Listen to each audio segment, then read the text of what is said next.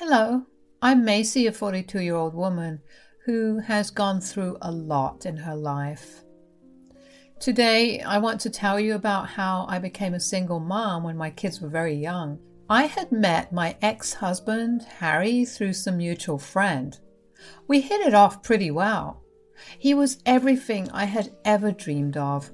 We both worked good jobs and we were financially stable. While I had no contact with my family, Harry's parents welcomed me with open arms. He checked all my boxes, so of course I said yes when he asked me to marry him after 3 years of dating. Harry was always open about his desire to start a family. I wasn't the biggest fan of having kids, but I wanted to make Harry happy, so I agreed to it. However, once my kids were born, I knew that I had made the best decision of my life. Initially, Harry was an amazing father and husband. He took care of us, sometimes to the point that he even forgot about himself. I truly thought I had hit the jackpot with him. But then, out of the blue, a couple of years after I had both kids, things started going downhill. He had a new coworker join his team and they began to hang out a lot. Now, from the start, I did not like the look of his coworker. That man just looked like a bad influence. My gut feeling was right because pretty soon, Harry was ignoring me and the kids. He would come back home from work and lock himself up in his room to play games. I tried talking to him over and over again, but he never listened to me. We would get into these heated arguments when the kids weren't around. He would complain about me pushing too many responsibilities on him and me being a nag. The thing is, I wasn't asking him to go above and beyond. I just wanted him to do something, considering he was doing absolutely nothing at that moment. And then one day, Harry asked me if he could take the kids to the park while I was at work. He had a day off and he wanted to bond with the kids. At that moment, I was filled with so much joy at the prospect that Harry was coming back to his old self that I readily agreed to it without thinking about my kids skipping school. I was at work when my father-in-law, Dave, called me. It was not very odd for me to get calls from him at that time because he would call me to regularly check in on me, so I happily picked up. But he sounded upset. "Macy, are you at work?" "Yeah, is everything all right? You sound upset."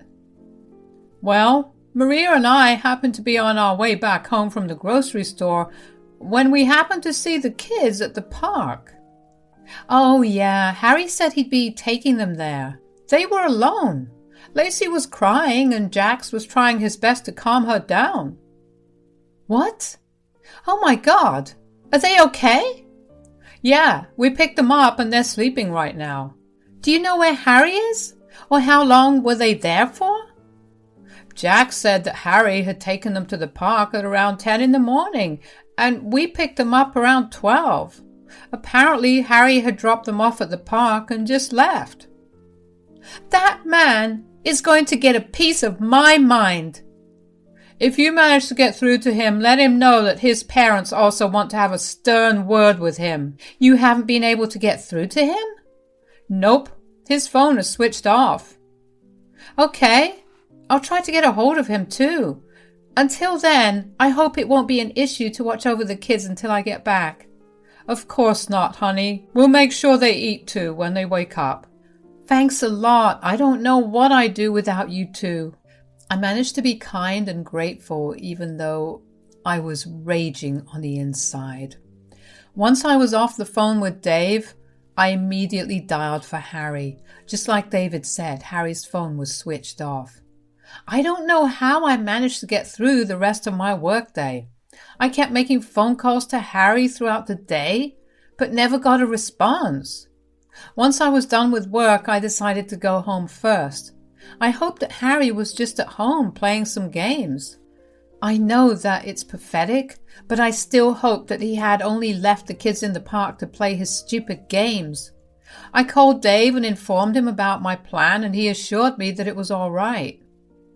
I also didn't want my kids to see me getting angry at Harry if he was actually at home. Harry and I had been struggling for a while, but I didn't want my kids to see any of that. I didn't want them to think that the toxic aspects of my relationship with Harry were normal. When I got back home, I immediately noticed that something was different. The house felt emptier. I had a sinking feeling in my chest. I ran through the house yelling out for Harry, but he was nowhere there. With every room I walked into, the more I panicked when I didn't see him there. I walked into his den in the basement and saw that it was completely cleared out. It was then that I actually felt a huge panic attack coming about. Harry had an elaborate gaming setup, and I knew that he would never have moved it anywhere else in the house because we didn't have that kind of place. I carefully walked up the stairs because I could feel myself slowly losing my breath. When I got to our bedroom, I noticed all his clothes that were piled in the corner of the room were missing. I went through his nightstand and it was empty. Our shared wardrobe was also empty. Our bathroom had been cleared of all his products. None of his things were there. He had left us. I was struggling to breathe. How the hell was I supposed to raise 2 kids all on my own? What about surviving on my income only? If I was to pick up another job, I would have no time to actually spend with my kids. In my panic, I kept calling Harry. I didn't care about anything at that point. My dignity and ego were not going to stop me from begging Harry on my knees to come back. But of course, none of my calls went through, and neither did my messages. I must have been blocked. With nothing else to do, I managed to calm myself down enough and made my way back to my car. I hoped that Dave had been able to get a hold of Harry. My heart raced faster the closer I got to Dave and Maria's. I knew I had to put on a brave face in front of the kids first. My kids greeted me at the front door. I hugged them and did a quick once-over to check if they were all okay. They looked happy and fine, and I felt a little relieved. They told me all about their day, and for a second, I had forgotten about my huge problem. Maria sensed my unease, though, so she had my kids leave the room to play in their playroom. She went back into the living room with a glass of water. Dave, Maria, and I sat on the couch and we began to discuss everything that had happened. "Did you manage to talk to Harry?" No, I don't know where he is and I'm freaking out." "What's wrong?" "I went back home and all his stuff is gone." "Gone? What do you mean, gone?" "Gone, as in there's no trace that he ever even lived in our home. All his clothes, his toiletries, his gaming things, everything's just gone." "You think he left you?" "I hate that he's done this." "I'm going to teach him a good lesson if he does come back. That is not how I raise my son to behave." "Do you have any idea where he may be?" "Well, there are his friends, places, and some of his usual haunts, but other than that, not really." "Okay, well, let's start by talking to his friends and then looking around the places he usually visits. If nothing turns up, we'll go to the police." I really did not want to get the police involved in this matter, so I tried calling everyone that we knew. I even managed to find some of Harry's high school friends and asked them if they had seen him around. Maria and Dave contacted their relatives and neighbors to find any information. We even went around the city looking for him. During this time, I had to juggle the kids and work. I was lucky enough to get a week off when I explained my situation to my boss. When it came to dealing with my kids, however, that was a lot tougher. I got asked every single day where their dad was, and I had no answer to really give them. I would tell them that he was away on a business trip, and then they would ask when he'd be back. Thankfully, Dave and Maria had my back a lot. When it got too overwhelming to juggle everything, they took over. Eventually, we did get the police involved. However, they said that they were not going to be able to help, considering he left on his own accord, so he technically was not a missing person. Everything shattered at that moment. I didn't know how to proceed from there. Maria and Dave also seemed to be in some sort of trance, just like I was. I remember feeling so betrayed and abandoned at that moment. What happened to all of Harry and I's promises? What about our promise to stay together forever, or to raise our kids to be great people, or to even go on a date every fourth Saturday of the month? I spent every night crying myself to sleep after that. I couldn't even face my kids, because how could I tell them that their dad had run away from us and left us? Dave and Maria came over one night to check in on me, and after I had put the kids to bed, I broke down crying in front of them. Before I knew it, the two of them were crying too. We just held each other for a little while until we stopped crying. "I'm sorry, I didn't mean to cry this way." "There's every reason to cry. You've lost a husband and we've lost our son. We get what you feel." "Yes, that's why we keep coming over. I guess somewhere inside we feel guilty for his behavior." "You have absolutely no reason to feel any guilt. He was the one who made the decision to abandon us, and he's responsible for it." "Yeah, but maybe it was the way we brought him up that made him—" "Nonsense. I know you brought him up well because you are here right now. You could have also left us alone since your son is not here, but you've chosen to be here to take care of us and help me out." "You're right. We could never leave you guys. You're family." "Precisely, Macy. I want you to remember that we're family. We want to help you and the kids out in any way possible. Don't hesitate to ask us, okay?" "Of course." After that, we slowly grew out of the hurt and misery we felt. I managed to somehow break the news to my kids about their father's abandonment. I feel like they had an inkling that their father was never coming back, because they were eerily calm about it. They only asked me if their grandparents and I were going to leave them too. I assured them we would never, and that was the first time I didn't feel upset at Harry. Instead, I felt rage towards him. He had shown my kids what abandonment felt like, and now they were going to be cautious about it for a while. But my in-laws and I tried our hardest to do only the best for them and show them that we were never going anywhere. The kids continued to thrive, and I began to see them going back to their happy, bubbly selves. Around 5 years into Harry's disappearance, I stopped checking up on him. I had been religiously trying to contact him up until then, but then one day I realized just how long 5 years was.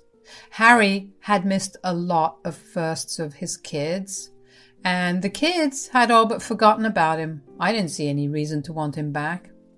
10 years after Harry left us, things were going well for us. Jax got into his dream college with a full ride, and Lacey was acing all her classes. I was earning enough for us to live more than comfortably. Maria and Dave were practically living with us because they were getting pretty old, and we didn't want them to be living on their own. Maria and Dave were struggling with their health. Their bones hurt, and in general had issues with their blood and sugar levels. I was dreading one of them passing away. They had been my rock during my hard times, so I wanted them to enjoy a good time with me then. It took years for all of us to adjust to our new lives, and I wanted them to enjoy it to its fullest.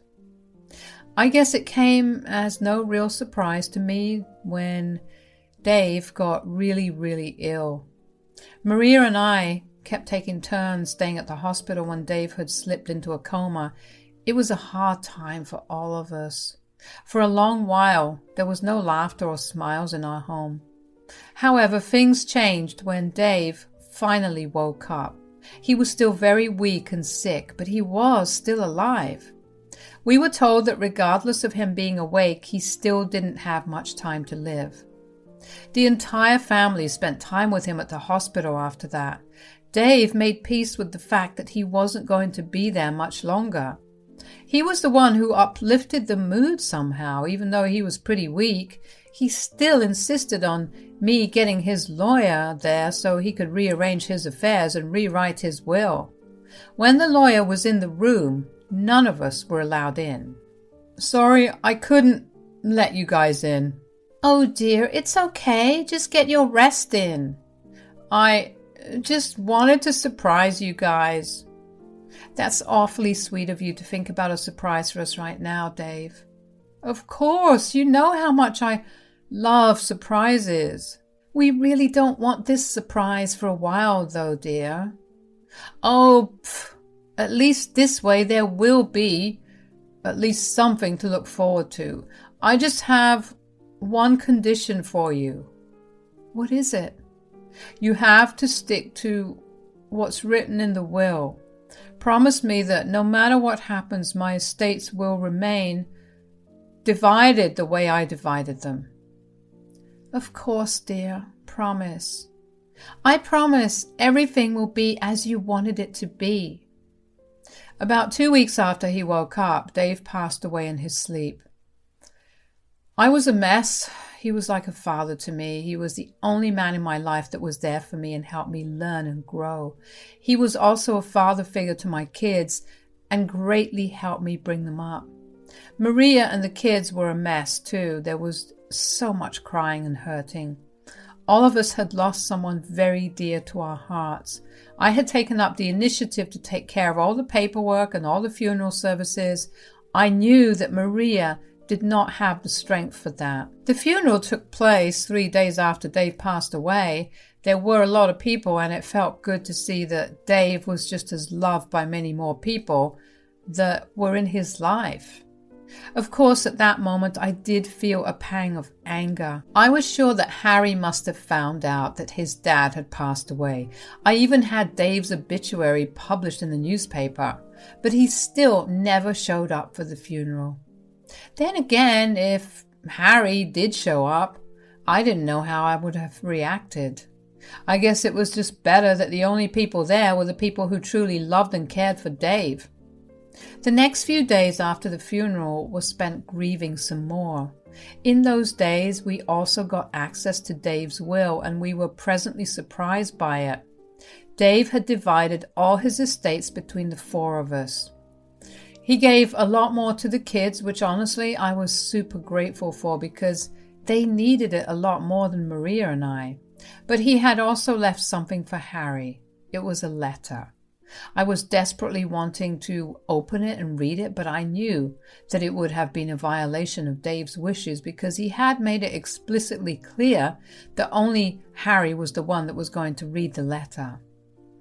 I wish I could say that I wasn't surprised when Harry showed up, but I really was. Thankfully, Jax had gone back to university and Lacey had been away at school when Harry showed up. When I saw his face, I was filled with rage. Maria was in the same boat as me. He looked like he was barely alive.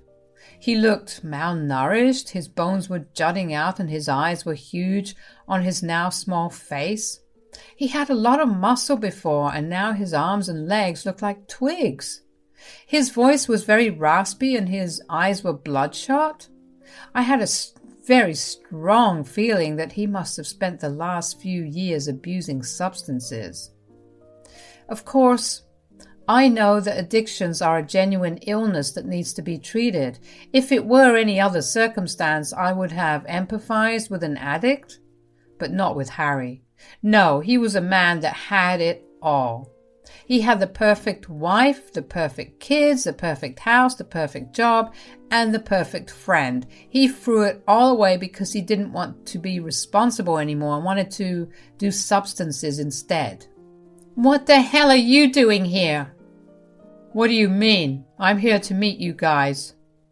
Cut the crap, Harry. You went missing for 10 years and suddenly you want to meet? I know I messed up, but I really do want to make up for everything I did.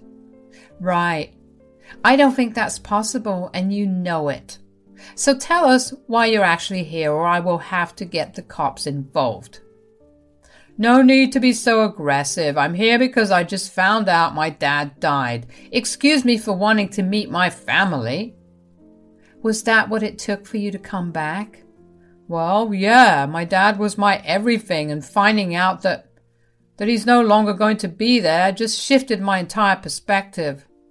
I feel like crap that I didn't get to spend time with him. Why did you leave then? Because I guess I was just tired with everything going on in my life and I ran away from it. You're disgusting. I hope you know it. Yeah, well, anyways, did Dad leave me anything? That's when it clicked in my head. It must have clicked in Maria's head too, because we made eye contact with each other as soon as Harry asked that. Harry did not care for his father or his family. He was there to collect his inheritance. Of course I was angry. I was so close to lashing out at him, but Maria held my hand to calm me down. She was right. I knew that Dave did leave something for him, and it was not what Harry wanted. Maria walked into her bedroom and retrieved the letter that Dave had left Harry in the meantime. Maria walked into her bedroom and retrieved the letter that Dave had left Harry. In the meantime, Harry and I stood in front of each other in silence. He had this smirk on his face as if saying that he had won. It took all of my self-control to not laugh in his face. When Maria returned with the letter in hand, Harry's face lit up. He almost ripped the envelope with his excitement. He pulled out the letter and began to read. The smirk on his face dropped and turned into a look of anger the more he read. He then looked at me with so much hatred in his eyes and pointed his finger at me. You! What? What did I do? You poisoned my father's mind. Excuse me? He left me nothing, absolutely nothing, and he says it's because you were more of a daughter to him than I was a son. Well, you did disappear for a while. How could he do this to me? Did it not matter to him at all? Of course not. You abandoned your kids, so your father abandoned you. How can you say that? Do you guys not care for me at all? We care for you just as much as you cared for your family these past 10 years. Harry was left speechless. He couldn't believe that he would be treated the same way that he had been treating us, which in my opinion is stupid of him. He had some nerve to show up and demand his inheritance when he did nothing to deserve it.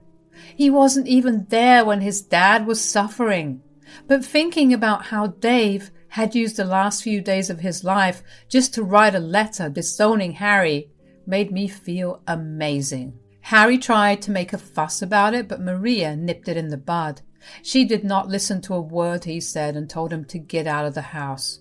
He threatened to take me to court and get his house back, but I reminded him that legally speaking, his abandoning the property meant that it automatically transferred to me. He had absolutely nothing to his name. Harry looked pale as a ghost while I was glowing with satisfaction. Finally, I got to see Harry in the same position he had put me in 10 years ago. I wish that it didn't have to involve Dave passing away, but at the end of the day, Harry got what he deserved, and that was enough. Harry left our house and our lives once again after that. He never bothered to contact us again, and honestly, we were fine with it because that had been our reality for a long time. Life went back to normal for the rest of us. It was hard to keep going because Dave wasn't there, but knowing that he loved us so much to ward off a potential selfish jerk was motivation